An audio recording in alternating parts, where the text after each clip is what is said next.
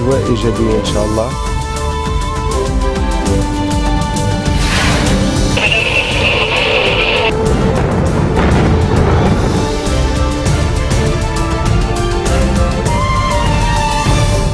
Nouvelle édition de la rédaction, merci d'être au rendez-vous. À la une de l'actualité, Vladimir devrait frapper le Liban dans la matinée du 31 décembre. Cette tempête, la première de la saison, devrait faire dégringoler le mercure, provoquer des vents puissants, de fortes pluies et des chutes de neige à 700 mètres d'altitude. Le rendez-vous hebdomadaire des députés à Ain Tiné, l'occasion pour le chef de la Chambre de réitérer ses appels à redynamiser les institutions constitutionnelles. Les inondations qui touchent le nord de l'Angleterre, les dégâts se chiffrent déjà à plusieurs milliards d'euros et une nouvelle tempête est annoncée. Une alerte maximale de risque d'inondation a été lancée. Une forte perturbation baptisée Vladimir devrait frapper le Liban dans la matinée du 31 décembre. Cette tempête, la première de la saison, vient de Russie et devrait considérablement faire dégringoler le mercure, provoquer des vents puissants, de fortes pluies et des chutes de neige à 700 mètres d'altitude. Les forces de sécurité seront mobilisées sur l'ensemble du territoire libanais. Des mesures préventives ont également été prises afin de faciliter la circulation routière dans différentes régions, notamment pour la soirée du Nouvel An.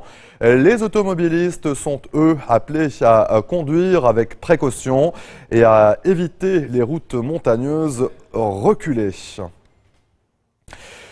Le rendez-vous hebdomadaire des députés à Ain Tiné, c'était ce midi à la résidence du chef du Parlement. L'occasion pour Nabi Berri de réitérer ses appels à redynamiser les institutions constitutionnelles, notamment le gouvernement qui peine à se réunir depuis plusieurs mois en raison de profondes divisions entre les partis politiques. Berri a également insisté sur l'importance de mettre un terme à la vacance à la présidence de la République. Il a enfin appelé les Libanais à l'unité et à protéger leur pays des menaces régionales. La vacance à la magistrature suprême a figuré au menu des entretiens de Michel Sleiman ce matin à sa résidence à Yarzé. L'ancien président a notamment reçu le ministre du Travail, Sejan Azi. Les députés Razia Haridi et Kazem El Kher, ainsi que le coordinateur général de l'Alliance du 14 mars, Fares Oued. L'occasion pour les responsables de passer également en revue les derniers développements au Liban et dans la région, notamment la crise syrienne et ses répercussions au Liban. Michel Sleiman a estimé nécessaire de mettre en œuvre la déclaration de Maabda. Un document qui, je vous le rappelle, a été signé par l'ensemble des factions politiques du pays et qui stipule notamment la distanciation du Liban des crises régionales. Sleiman a également espéré que le Parlement libanais élirait un nouveau chef de l'État à l'occasion de la nouvelle année. La Syrie, où le nombre de civils qui fuient les combats ne cesse d'augmenter. Ils sont plus de 7 millions de déplacés à l'intérieur du pays. Mais difficile de trouver un logement décent dans ces conditions. Le récit de Carole Layac. Ce vieux camion est le seul logement qu'Abou Ziad puisse s'offrir. Comme des millions de Syriens touchés par la guerre, sa maison a été détruite et il a perdu sa femme et un de ses fils peu de temps après. Arrivé à Damas il y a 3 ans, il vit dans des conditions difficiles. Le loyer le plus bas pour avoir une maison ici, c'est environ 20 000 ou 25 000 livres syriennes. Je n'ai pas les moyens. Quand je trouve du travail, je peux toucher entre 500 et 600 livres et là, je peux m'offrir une chambre d'hôtel. Mais sinon, je dors dans mon camion ou chez des proches. À travers le pays, ce sont plus de 2 millions d'habitations qui ont été détruites par la guerre. Face à la pénurie de logements, certaines familles s'installent dans des immeubles encore en construction. Nous sommes 5 familles à vivre ici. Avant, nous avions tous notre maison, mais avec la guerre, on a été obligés de vivre ensemble pour se partager le loyer. Ici, il n'y a pas de fenêtres, pas de portes et pas de chauffage. Depuis le début du conflit en 2011, ce sont 7 millions de personnes qui ont été déplacées. Plus de 2 millions d'enfants sont coupés de toute aide humanitaire. Ces dernières semaines, l'organisation État islamique a subi plusieurs revers, notamment il y a quelques jours à Ramadi en Irak. L'armée a annoncé avoir repris la ville aux mains des djihadistes, une nouvelle accueillie avec joie par de nombreux Irakiens, notamment les déplacés qui ont dû fuir les combats. Ils sont près d'1,5 million en Irak. Cécile Adobati. Jour de fête dans ce camp à Bagdad. Ces hommes sont originaires de la province d'Al-Anbar. Son chef-lieu, Ramadi, a été repris aux mains de l'organisation de l'État islamique par l'armée irakienne. C'est le soulagement et l'espoir pour ces déplacés. Cette reprise signifie un retour à la dignité, aux valeurs, à la religion et à la moralité. Nos enfants vont pouvoir retourner à l'école et la vie va reprendre dans la ville de Ramadi, ville de la splendeur et de la dignité. Ramadi avait été prise par l'organisation de l'État islamique en mai. Quasiment tous les civils ont fui le centre de cette ville dévastée par les combats. Les déplacés irakiens ont trouvé refuge dans des camps, contraints de survivre grâce à l'aide internationale. Mon mari est un martyr, j'ai 12 enfants dont je dois prendre soin avec sa seconde veuve. Nous n'avons rien ici et nous restons dans ce camp. Nous n'avons pas de source de revenus, elle et moi. C'est très difficile de finir le mois. Nous n'avons pas de vêtements pour l'hiver et le temps est très froid la nuit. Nous distribuons aux réfugiés des couvertures, des chauffages, des vestes d'hiver, comme de la nourriture et d'autres choses. Au total, on compte près d'1,5 million de déplacés en Irak. Un chiffre qui ne devrait pas baisser au cours des prochains mois. L'organisation de l'État islamique contrôle encore d'importants pans du nord et de l'ouest irakien, des secteurs que le Premier ministre s'est engagé à libérer en 2016. Restez des nôtres, on se retrouve après ceci.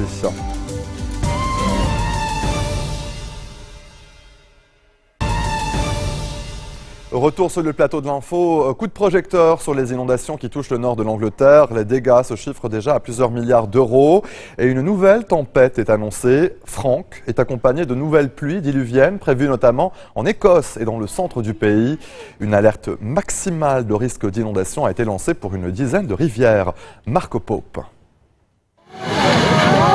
Alors que l'eau n'en finit pas de faire des ravages, les habitants de cette ville du nord-ouest du Royaume-Uni se préparent pour le pire. Dans ces commerces, l'eau vient à peine de se retirer et tous veulent éviter de revivre le cauchemar de ces derniers jours. La dernière fois, nous avons été avertis une fois que l'eau était déjà à l'intérieur du restaurant. Cette fois, j'ai reçu un appel de l'Agence pour l'environnement avertissant d'une menace sérieuse d'inondation. Donc je ne veux prendre aucun risque. Les équipes de sauvetage de leur côté parcourent les zones inondées à la recherche de personnes isolées. Les maisons, ainsi vidées de leurs occupants, sont à la merci des cambrioleurs. Dans la ville d'Ebdenbridge, un collectif de motards a ainsi décidé d'organiser des patrouilles pour dissuader les voleurs. On est venu ici pour montrer aux gens qu'il y a une présence dans les rues. La police est trop occupée pour le moment. Ils ne peuvent pas tout faire. La nuit dernière, on a poursuivi 3 ou 4 personnes. Nous sommes arrivés à en décourager 5 durant la nuit. Nous espérons en dissuader beaucoup plus. Les inondations de ces derniers jours ont endommagé plus de 6700 bâtiments et contraint le gouvernement à appeler l'armée en renfort. Selon une première estimation, la facture pourrait s'élever à plus de 6 milliards d'euros. Tous craignent que la tempête Frank ne fasse qu'aggraver la situation. Il est l'auteur des coups mortels tirés sur un adolescent noir à Chicago l'an dernier. Le policier Jason Van Dyke a plaidé non coupable aux 6 chefs d'accusation pour meurtre porté contre lui. Des faits qui avaient suscité l'indignation aux États-Unis. La prochaine audience doit avoir lieu au tribunal le 29 janvier prochain. Florent Rodeau.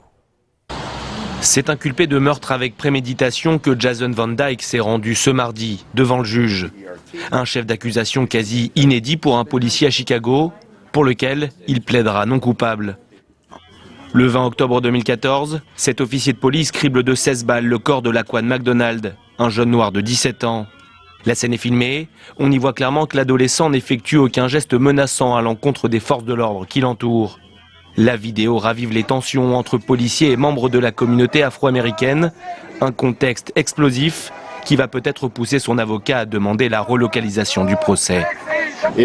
Si nous devons demander un changement de tribunal pour que mon client ait un procès juste, alors bien sûr, nous allons explorer cette option.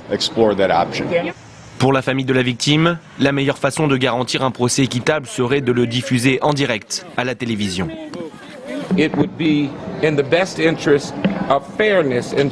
serait dans l'intérêt de la justice que ce procès soit télévisé du début à la fin car nous croyons que dans le comté de Cook, il y a une tendance au sein de la police à se sentir à l'aise lorsqu'elle tue des personnes afro-américaines. La police de Chicago est sous le coup d'une enquête fédérale depuis la diffusion de la vidéo en novembre dernier. En cause, ses recours à la force létale et les éventuelles discriminations raciales dont elle se rendrait coupable. Le week-end dernier, des policiers appelés pour une dispute familiale abattent 2 Afro-Américains dans des circonstances encore floues. Excédée, la communauté noire multiplie les manifestations pour dénoncer ces violences policières. Les opérations de vote en Centrafrique ont commencé. Les habitants de ce pays, de moins de 5 millions d'habitants, à peine sortis de 3 ans de violence ethnique, élisent aujourd'hui un nouveau président et un parlement. Le scrutin a été reporté plusieurs fois et c'est avec un peu de retard que les bureaux de vote ont ouvert ce matin dans les quartiers musulmans de Bangui, la capitale. Casque bleu et forces françaises déjà présentes en République de Centrafrique sont fortement mobilisées pour ces élections dont la population inscrite en masse sur les listes électorales attend beaucoup.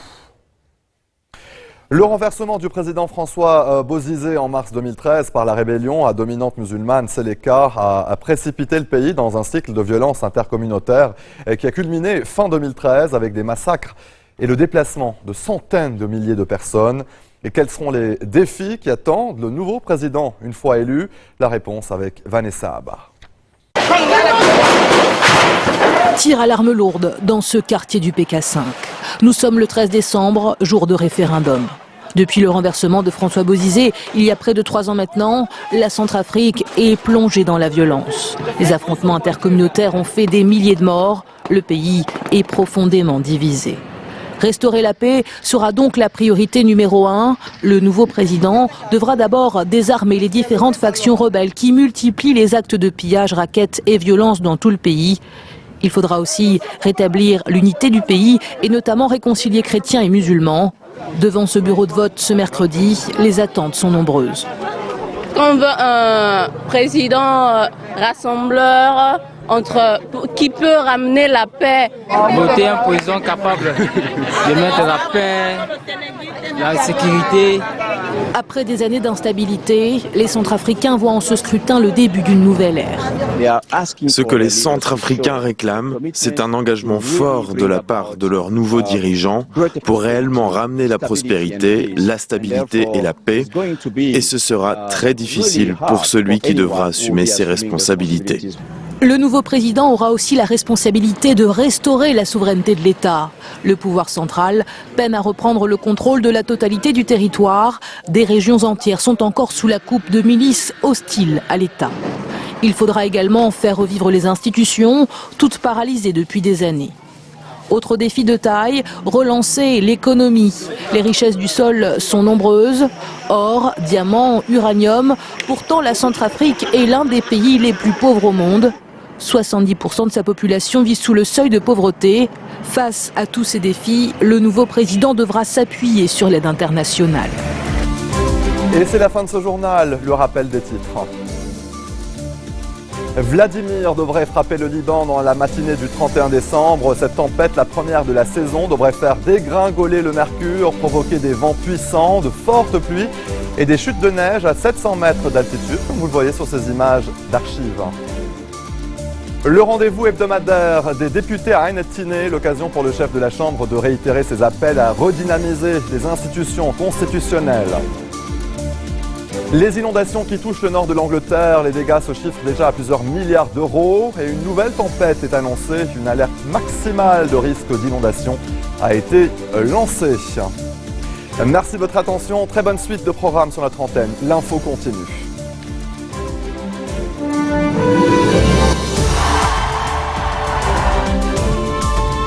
أجواء إيجابية إن شاء الله.